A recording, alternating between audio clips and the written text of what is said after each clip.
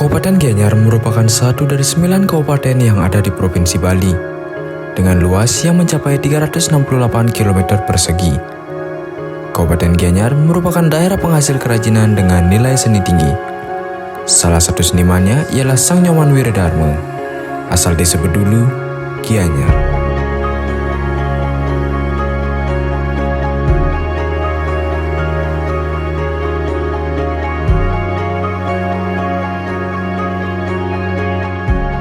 Perkenalkan, Tiang Sang Nyoman Wiradharma, biasa dipanggil Haji Wiro, asal dari Banjar Lebah, Desa Bedulu, Kecamatan Lebatu, Kabupaten Gianyar.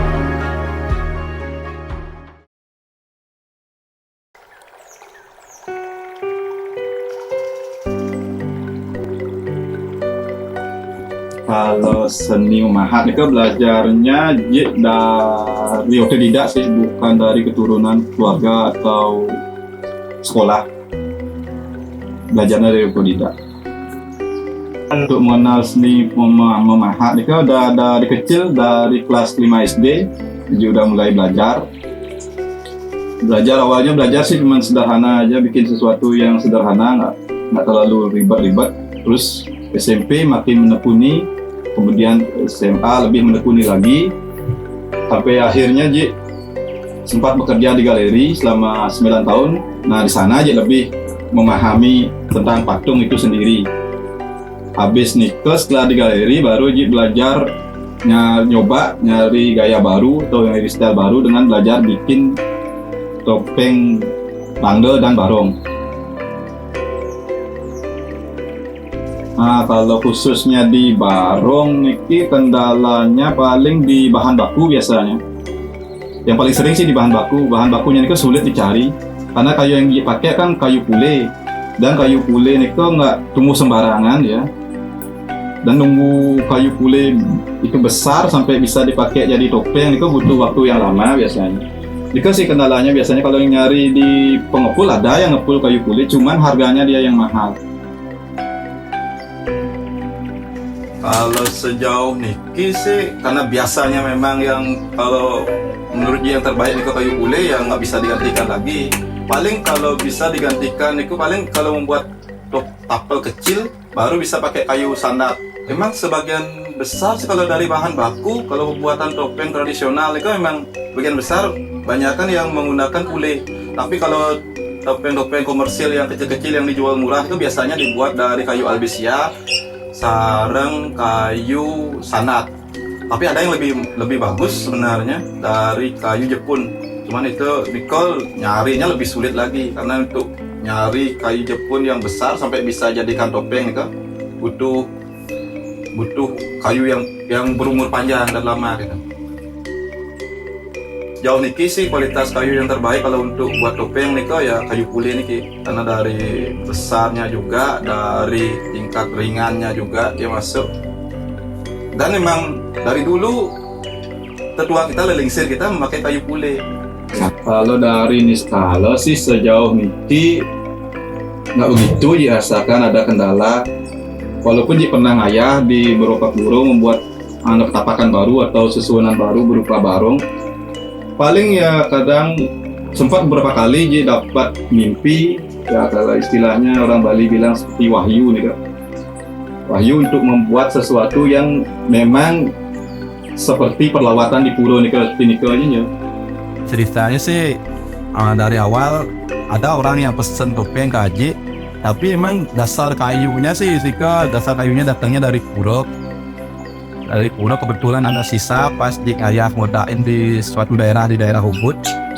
Pas di modaan kebetulan ada sisa kayunya itu yang dipakai untuk membuat topeng. Awalnya topeng itu cuman untuk sekedar pajangan, sekedar untuk ditarik-tarikan sembarangan, tapi lama-kelamaan yang punya topeng itu sakit dan lain sebagainya, ada gangguan bisnis dan sebagainya. Dan dia juga dapat impiannya.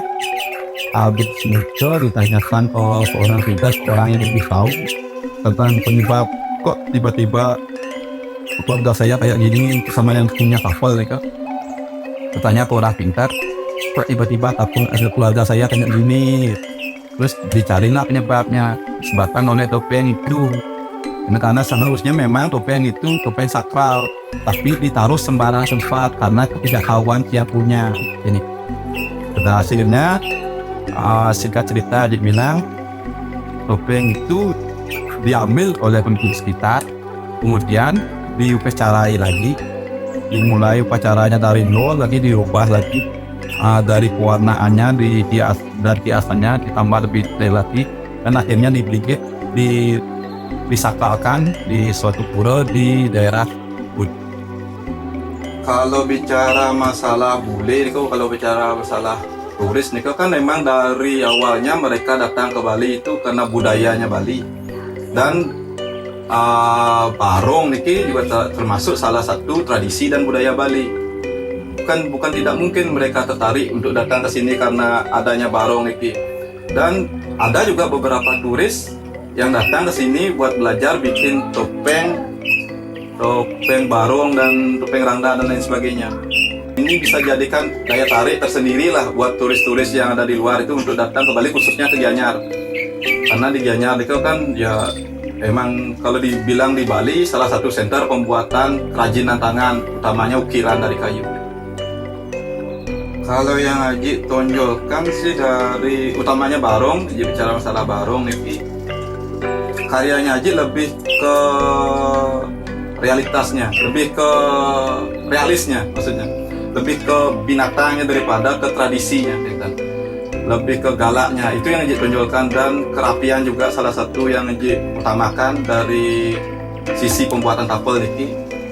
Mungkin juga dari size juga, karena Haji emang dari awal senang lihat sesuatu nih yang rapi, yang detail, dan anatominya lebih menyerupai ke arah babi, gitu. Kalau yang tradisi kan mempunyai perbedaan yang lumayan signifikan dari yang Haji buat.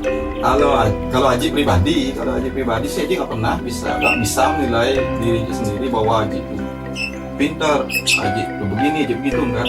Itu penilaian itu datangnya dari orang lain.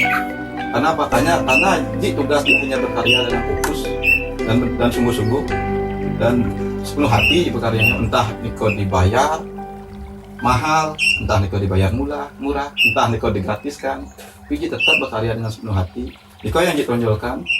Dan penilaian Niko datangnya dari orang lain. Haji nggak mau membandingkan karya Haji dengan orang lain. Maksudnya nggak mau kalau Haji membandingkan karya Haji dengan orang lain. Misalkan Haji bilang, oh karya saya lebih halus, karya saya lebih bagus, jadi Haji kesannya nanti menyombongkan diri. Haji nggak mau seperti Niko. Haji biarkan orang yang Haji tugas dia hanya berkarya, gitu kan. Kalau masalah penilaian, biarkan orang lain yang menilai. Karena apa? Karena yang namanya seni ini kan relatif. Kalau bentuk itu relatif, ada orang yang suka, ada orang yang nggak suka. Tapi satu hal yang bisa Haji tonjolkan dalam karya Haji adalah kehalusan dan kerapian. Itu yang bisa Haji banggakan dari karya Haji. Karena apa? Karena nggak ada kata relatif untuk kehalusan dan kerapian. Yang namanya halus, yang namanya kasar, ya kasar. Ini dan kadang-kala kehalusan dan kerapian itu bisa jadi poin plus dari sebuah hasil karya. Anggaplah seorang bikin karya yang bagus, bentuknya bagus, tapi dia kurang halus, itu juga jadi poin kekurangan. Coba seandainya kalau kita bikin karya emang kurang disukai dengan orang lain, seperti dibilang tadi, karena bentuk itu relatif, ada yang suka, ada yang enggak. Tapi halus itu pasti, semua orang pasti suka sesuatu yang halus. Karena itu yang bisa ditonjolkan, bisa dibanggakan dari diri sendiri, bukan disombongkan, bukan.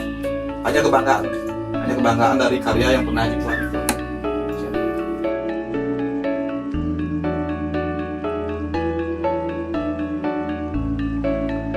Kalau pembedanya, paling kalau menurut Ji pribadi ini kan pembedanya jauh lebih ke taksunya. Karya-karya orang Bali, seniman Bali bukan cuma di barong aja, lebih ke itu juga di tabuh, di lukisan dan lain sebagainya. Kita orang Bali itu punya taksu yang tidak dimiliki oleh orang di luar Bali.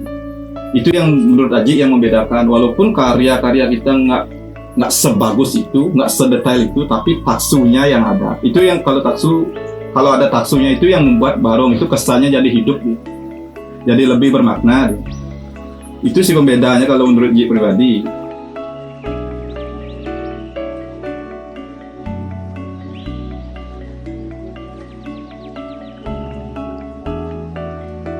kita harapan Haji sih ke depannya untuk generasi muda itu, mari kita sama-sama belajar melestarikan kerajinan pemahat niki. Karena niki budaya luhur kita, udah dari zaman nenek moyang kita udah mulai memahat sejak dulu. Karena Haji lihat sejauh niki sih Haji lihat mematung nika nggak begitu, memahat nika nggak begitu banyak yang menekuni untuk generasi muda. Harapan ke depannya sih paling ya generasi muda itu lebih mau belajar melestarikan budaya niki, karena niki budaya kita yang punya. Kalau bukan kita yang melestarikan, siapa lagi? Jangan sampai suatu hari kita perlu sebuah karya pahatan kita harus cari di luar, padahal ini budaya kita punya. Itu ya harapan.